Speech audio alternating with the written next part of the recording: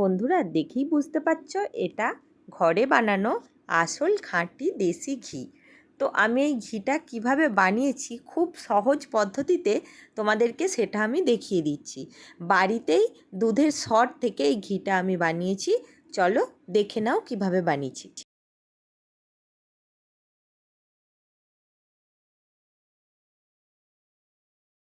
এখানে আমি দুধ 1 কিলো দুধ যে গরম করতে দিয়েছিলাম সেই দুধটাতে দেখো কি সুন্দর সর জমেছে। সেই সরটাকে আমি একটু একটু করে তুলে তুলে জমিয়ে রেখে দেব। ফ্রিজের মধ্যে এই সরগুলোকে একটু একটু করে তুলে আমি রেখে রেখে বেশ অনেকটা পরিমাণে সর জমা হয়ে গেলে সেই সরটাকে আমি মাখন তৈরি করব আগে। তো দেখো সরটা আমি দুধ থেকে সুন্দরভাবে তুলে নিলাম। এরকম একটু একটু করেই অনেকটা জমানো হয়ে গেলে তারপর এখানে একটা মিক্সিং বোলের মধ্যে আমি সরটা নিয়ে নিলাম। আর আগের থেকে ফ্রিজে ঠান্ডা জল রেখে দিয়েছিলাম, ফ্রিজে জল, তো সেই ঠান্ডা জলটা এই মিক্সিং বোলটার মধ্যে যতটা পরিমাণে সর দেবে তার থেকে অল্প একটু পরিমাণে জল দেবে। অবশ্যই ঠান্ডা জল দেবে, ঠান্ডা জল না দিলে কিন্তু হবে না। তো ঠান্ডা জলটা এই সরটার মধ্যে দিয়ে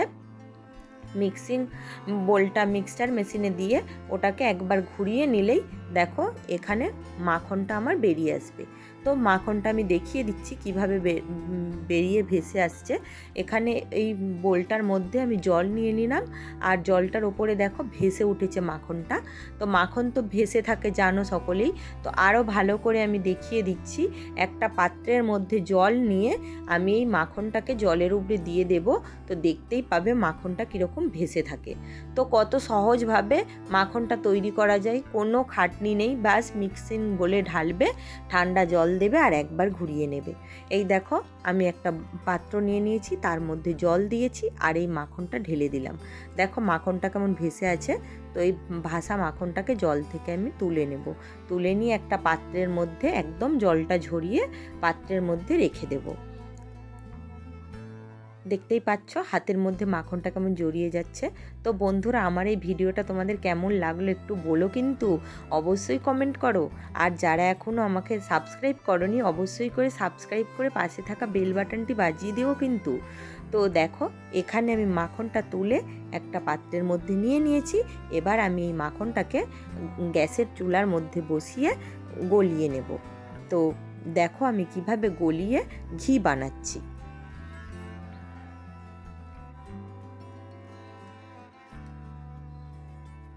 গ্যাসের চুলার মধ্যে মাখনটাকে বসিয়ে দিয়ে 4-5টা লেবু পাতাকে আমি এখানে ধুয়ে নিয়েছি। ধুয়ে নিয়ে এই মাখনটার ওপরে দিয়ে দিলাম। আর তোমাদের কাছে লেবু পাতা না থাকলে অমনিই করো, কি আর করা যাবে। আমার কাছে লেবু পাতা ছিল, আমি দিলাম। লেবু পাতা দিলে ঘিয়ের সেন্টটা খুব সুন্দর হয়। একদম ঘিয়ের সেন্ট যে অরিজিনাল গাওয়া ঘিয়ের সেন্ট এই লেবু পাতাতেই সুন্দর আসে। তো লেবু পাতা দিয়ে খুব সুন্দরভাবে মাখনটাকে গলিয়ে নেব। দেখো মাখনটা গলে গিয়ে এখনও স্পষ্ট যে তেলের কালারটা সেই কালারটা আসছে না। সেই কালারটা যতক্ষণ না পর্যন্ত আসছে ততক্ষণ কিন্তু এটা ফুটাতে থাকতে হবে। এই যে ফেনা ফেনা ভাবটা আছে এই ফেনা ভাবটা আর থাকবে না, এটা সাদা থেকে কালো টাইপের হয়ে যাবে। ঠিক তখন ফুটাতে থাকবো। লেবু পাতাগুলো এর মধ্যে কড়ক ভাব চলে আসবে, ঠিক তখন আমি গ্যাসটাকে বন্ধ করব। এই দেখো কালো টাইপের হয়েছে, এখনও ফুটছে কিন্তু লেবু পাতাগুলো এখনও গ্রিন টাইপের হয়ে আছে, কড়ক ঠিক হয় না। তো আমি দেখিয়ে দেব তোমাদেরকে। দেখতে পাচ্ছ তেল যেমন হয় পুরো স্পষ্ট তেলের মতো হয়ে গেছে। তো কেউ কেউ চাইলে এই অবস্থাতেও নামিয়ে নিতে পারো, কেউ আরও একটু ফুটিয়ে নিয়ে তারপর নামাতে পারো। দেখতেই পাচ্ছ একদম তেল যেমন সেরকম হয়ে গেছে। তো আমি আর একটু ফুটিয়ে নেব, ফুটিয়ে নিয়ে তারপর আমি এটাকে গ্যাসটা বন্ধ করে দিয়ে ঠান্ডা করে নেব। ঠান্ডা করে নিয়ে তারপর আমি একটা পাত্রের মধ্যে ছেঁকে নেব।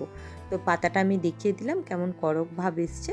তো আর একটু কড়ক হলে তারপরে আমি নামাবো।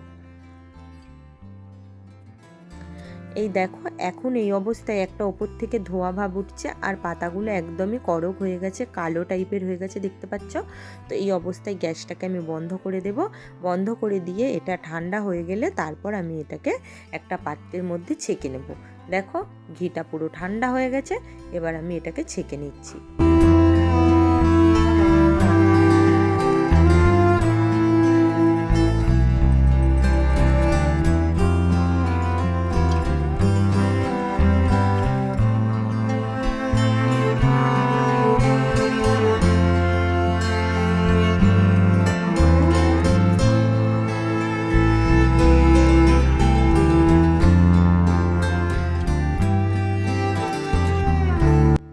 একদম ঘরোয়াভাবে খুব সহজ পদ্ধতিতে গরুর দুধের সর থেকে ঘি বানিয়ে নিলাম।